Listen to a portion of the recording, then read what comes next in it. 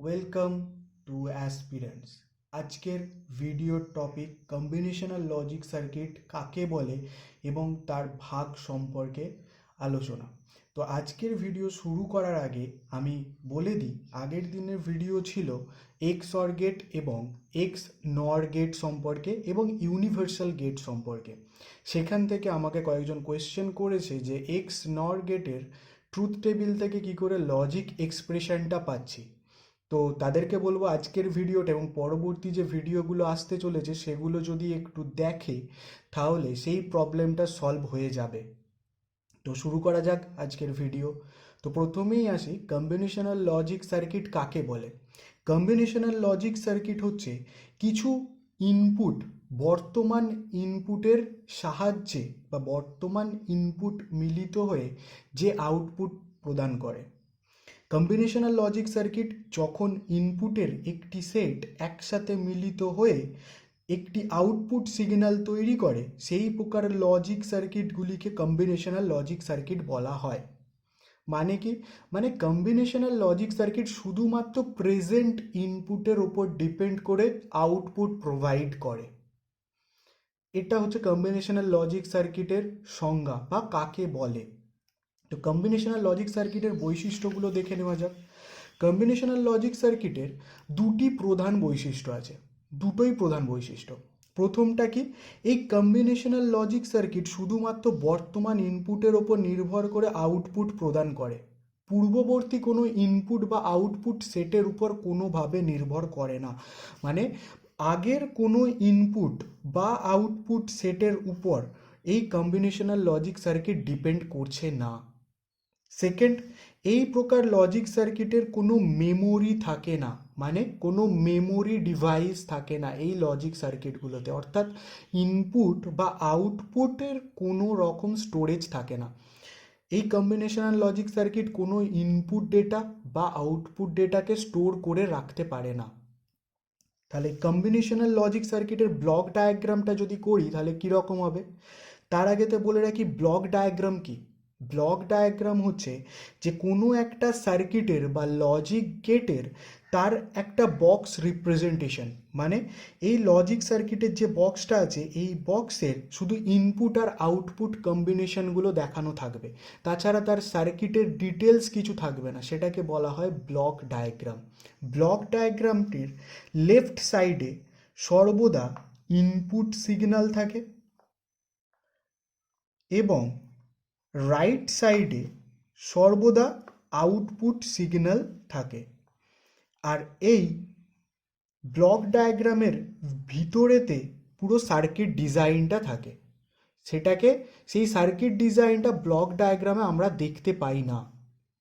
তাহলে এই যে এগুলো এগুলো হচ্ছে input signal I1, I2, I3 up to IN, এবং এগুলো হচ্ছে output signal O1, O2, O3 up to ON। এইভাবে আমরা বুঝতে পারি এগুলো হচ্ছে ইনপুট আর এগুলো হচ্ছে আউটপুট। বোঝা গেল? এটা হচ্ছে কম্বিনেশনাল লজিক সার্কিটের ব্লক ডায়াগ্রাম।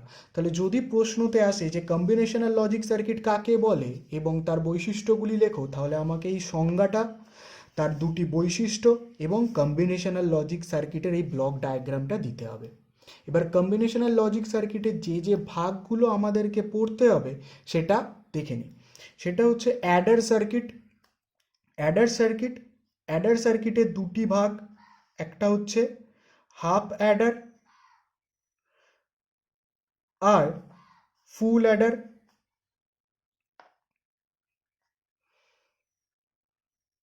সাবস্ট্রাক্টার সার্কিট সাবস্ট্রাক্টার সার্কিটেরও দুটি ভাগ, একটা হচ্ছে হাফ সাবস্ট্রাক্টার আর ফুল সাবস্ট্রাক্টার।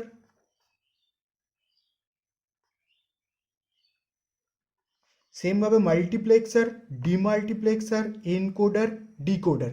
এই যে ভাগগুলো আছে কম্বিনেশনাল লজিক সার্কিটের, এই কম্বিনেশনাল লজিক সার্কিটের ভাগগুলো আমরা পড়তে থাকবো। আজকে অ্যাডার সার্কিটের প্রথম ভাগ হাফ অ্যাডার নিয়ে আমরা আজকে আলোচনা করব। হাফ অ্যাডার সার্কিট কাকে বলে, কিভাবে কাজ করে, সেই সার্কিটের ট্রুথ টেবিল, সার্কিটের লজিক এক্সপ্রেশন, সেগুলো সম্পর্কে ডিটেলসে জানব। অ্যাডার সার্কিট, এই অ্যাডার সার্কিট কাকে বলে? এরিথমেটিক অ্যান্ড লজিক্যাল ইউনিটের প্রধান অংশ হচ্ছে অ্যাডার সার্কিট। এই অ্যাডার সার্কিটের কাজ হচ্ছে বাইনারি দিয়ে দুই বা ততোধিক সংখ্যার যোগ করা, এবং এই যোগ করার ফলেতে আউটপুট হিসাবে একটি যোগফল, সাম এবং একটি ক্যারি আমাদেরকে আউটপুট হিসাবে দেয়। মানে কি? মানে আমরা যখন কোনো সংখ্যার যোগ করি, যোগ করলে যথারীতি একটা যোগফল পাই, এবং সেই যোগফলের সাথে একটা হাতে থাকে আমাদের, সেটাকে আমরা ক্যারি বলি। এই অ্যাডার সার্কিটের সাধারণ কাজ হচ্ছে যোগ করা। এই বাইনারির দুটি বিটের যোগের নিয়ম কি? যোগ, কারণ আমরা জানি যোগ করতে গেলে মিনিমাম দুটো বিটের প্রয়োজন হয় বা দুটো সংখ্যার প্রয়োজন হয়। তাহলে বাইনারির দুটি বিটের যোগের নিয়মটা কি হয়? 0 আর 0 যদি যোগ করি, দুটি বিটের মধ্যে একটি বিট 0 আরেকটি বিট 0 যদি যোগ করি, সাম হয় 0 এবং ক্যারিও 0 পাই, কারণ 0-র সাথে 0 যদি যোগ করি আউটপুটেতে কিছু পাবো না, 0ই পাবো। 0-র সাথে 1 যখন যোগ করব, সাম পাবো 1 এবং ক্যারি 0। 0-র সাথে 1 যখন যোগ করছি তখন আমরা একই পাবো আউটপুটেতে, কোনো ক্যারি বা হাতে কিছু থাকে না। 1-এর সাথে 0 যখন যোগ করব, সাম 1, ক্যারি সেম 0। আবার 1-এর সাথে 0 যোগ করছি, তখন আমরা যোগ করার পর যোগফল হিসাবে 1 পাবো, হাতে কিছু থাকে না, তাই ক্যারিটা 0। তারপর আসি 1-এর সাথে 1 যোগ, 1 আর 1, প্রথম বিটও 1, দ্বিতীয় বিটও 1, যখন যোগ করছি সাম হিসাবে পাবো 0 আর ক্যারি হিসাবে পাবো 1। এটা ভালো করে বুঝবে যে কি করে হচ্ছে। প্রথম একটা বিট 1, দ্বিতীয় বিটও হচ্ছে 1, এই দুটো বিট যোগ করলে 1 1-এ পাই 0 আর ক্যারি থাকে 1। কি করে আসছে? 1 আর 1 যোগ করলে আমাদের 2 হওয়ার কথা, 2। কিন্তু এই 2 সংখ্যাটা কি আমার বাইনারিতে আছে? বাইনারিতে 2 নেই। এই 2কে যদি আমি বাইনারিতে ট্রান্সফার করি, আমি কি পাই? 2কে বাইনারিতে ট্রান্সফার করলে 2 1-কে 2 আর ডিফারেন্স থাকে 0। তাহলে 2-এর বাইনারি হচ্ছে 1 0। তাহলে আমি এখানেতে এই 2-এর বাইনারিটাকেই কিন্তু এখানেতে লিখেছি 1 0 হিসাবে, যেখানেতে 0টা হচ্ছে আমার সাম আর এই 1টা হচ্ছে ক্যারি। এবার মনে হবে যে কেন 0টাকে আমি সাম হিসাবে নিলাম, 1টাকে ক্যারি হিসাবে রেখেছি। খুব সহজ, আমরা যখন কোনো দশমিক সংখ্যার যোগ করি, সেই দশমিক সংখ্যা মানে ধরো যোগ করতে দিয়েছে 9 আর 9 যোগ করতে দিয়েছে, এই 9 আর 9 তো দশমিক সংখ্যা, এই 9 আর 9 যখন যোগ করতে দিয়েছে তখন আমি 9 আর 9 যোগ করে কি পাচ্ছি? 8। 8টাকে এখানে লিখছি আর 1টাকে ক্যারি হিসাবে পাশে লিখছি, তাই তো? হাতে 1 পাচ্ছি তো। তাহলে ডান দিকের যে সংখ্যাটা থাকছে, সব থেকে ডান দিকের যে সংখ্যাটা থাকছে সেই সংখ্যাটাকে আমি সাম হিসাবে নিচ্ছি। তাহলে এই 2-এর বাইনারির 1 0-র সব থেকে ডান দিকের যে সংখ্যা সেটা হচ্ছে এই 0টা, তাই এই 0টাকে আমি সাম হিসাবে নিয়েছি এবং 1টাকে ক্যারি হিসাবে নিয়েছি। এটা খুব ভালোভাবে মনে রাখতে হবে যে 1 আর 1-এ যোগ করলে সাম সবসময় 0 হয় এবং ক্যারি হিসাবে 1 পাই। এবার এই অ্যাডার সার্কিট হচ্ছে দুই প্রকারের অ্যাডার সার্কিট হয়, একটা হচ্ছে হাফ অ্যাডার আর সেকেন্ড হচ্ছে ফুল অ্যাডার।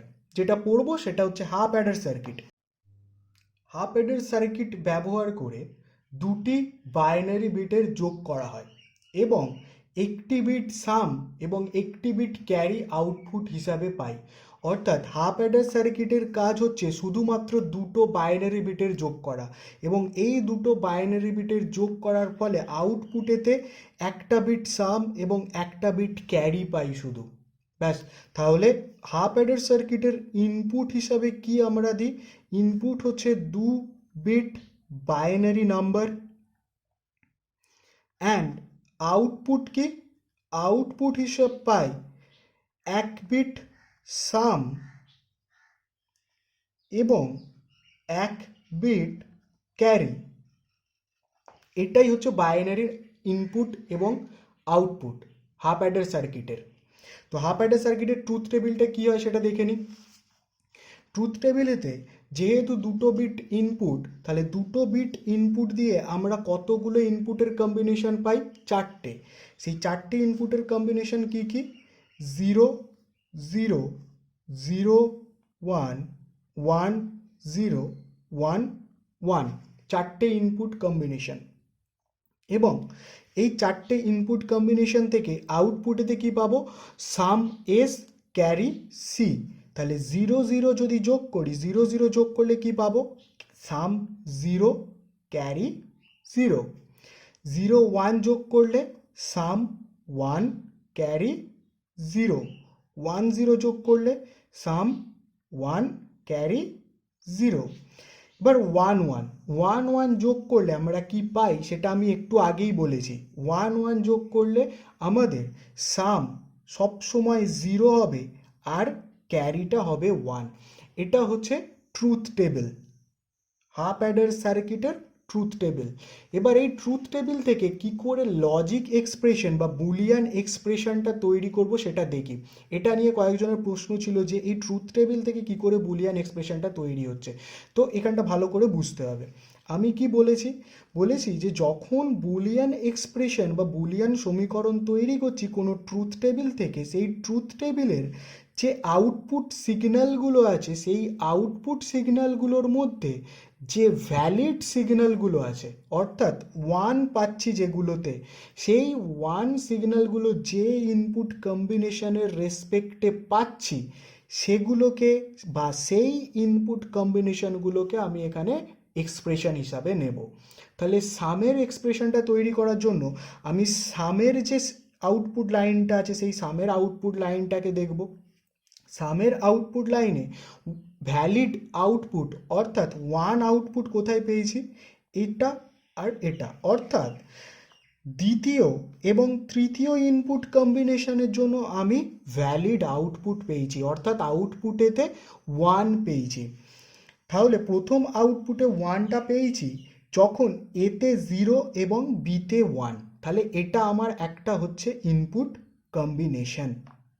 তাহলে এই ইনপুট কম্বিনেশনটার জন্য যেহেতু ভ্যালিড আউটপুট পাচ্ছি, তাহলে এই ইনপুট কম্বিনেশনটা আমার এক্সপ্রেশনেতে যাবে। তাহলে এই ইনপুট কম্বিনেশনটাকে এক্সপ্রেশনেতে লিখলে কী হবে? এতে 0 মানে হচ্ছে এ বার, বি 1 মানে বি। আর কোন ইনপুট কম্বিনেশনের জন্য আমি সামেতে 1 পেয়েছি? এই তৃতীয় ইনপুট কম্বিনেশন, মানে এতে 1 বিতে 0, এ 1 বি 0। তাহলে এটাও আমার এক্সপ্রেশনেতে যাবে। এ 1 মানে হচ্ছে এ, বি 0 মানে হচ্ছে বি বার। তাহলে এ বার বি প্লাস এ বি বার, এটা হলো আমার সামের এক্সপ্রেশন। এই এ বার বি প্লাস এ বি বার এটা কিসের এক্সপ্রেশন হয়? এটা হয় এক্স অর গেটের এক্সপ্রেশন। এক্স অর গেট আগের দিনের ভিডিওতে পড়িয়েছি আমি। এরপর আসি ক্যারির। ক্যারির ইকুয়েশনটা তাহলে সেমভাবে তৈরি করব। ক্যারির ইকুয়েশনেতে ক্যারির ইকুয়েশনটা কিভাবে পাবো? সেটা হচ্ছে ক্যারিতে 1 পেয়েছি এর লাস্ট ইনপুট কম্বিনেশনের জন্য, 1 1 এর জন্য।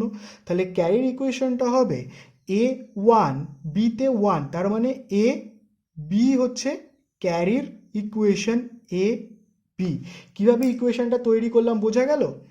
যখন এই আউটপুট সিগন্যালগুলোতে 1 পাবো, ভ্যালিড আউটপুট পাবো, সেই ভ্যালিড 1 বা আউটপুটগুলো কোন ইনপুটের রেসপেক্টে পাচ্ছি সেটা দেখব, সেটা থেকেই আমি এখানেতে ইকুয়েশন তৈরি করব। নেক্সট আসি ব্লক ডায়াগ্রাম। ব্লক ডায়াগ্রাম আমরা শিখেছি যে একটা ব্লক থাকবে বা একটা বক্স থাকবে, যে বক্সটাতে শুধু ইনপুট এবং আউটপুটগুলো দেওয়া থাকবে। তাহলে আমার হাফ অ্যাডার সার্কিটে ইনপুট কি?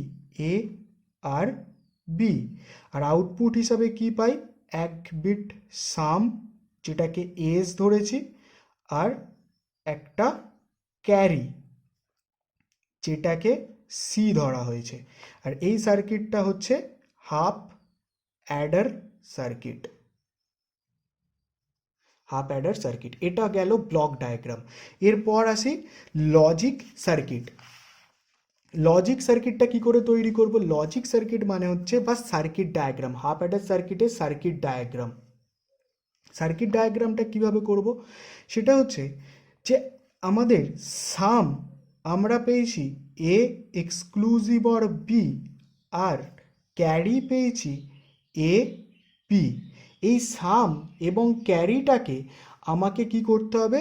লজিক এক্সপ্রেশন দিয়ে বোঝাতে হবে। সেই লজিক এক্সপ্রেশন বা লজিক সার্কিটটা কিভাবে করব? এ এক্সক্লুসিভ অর বি, এই এক্সক্লুসিভ অর গেটটা আমরা জানি, অর্থাৎ সাম এ এক্সক্লুসিভ অর বিটা আমি এ এবং বি দুটো ইনপুট থেকে যখন একটি এক্সক্লুসিভ অর গেট দিয়ে পাস করাবো তখন আমি এ এক্সক্লুসিভ অর বি পাবো, যেটাই হচ্ছে আমার সামের ইকুয়েশন। এবার এই ক্যারির ইকুয়েশন এ বি কী করে পাবো? অর্থাৎ এ বি ইনটু হিসাবে আছে, মানে অ্যান্ড গেট দিয়ে প্রকাশ আছে। দুটো ইনপুট যথারীতি আমার কাছে এখানে উপস্থিত এ এবং বি।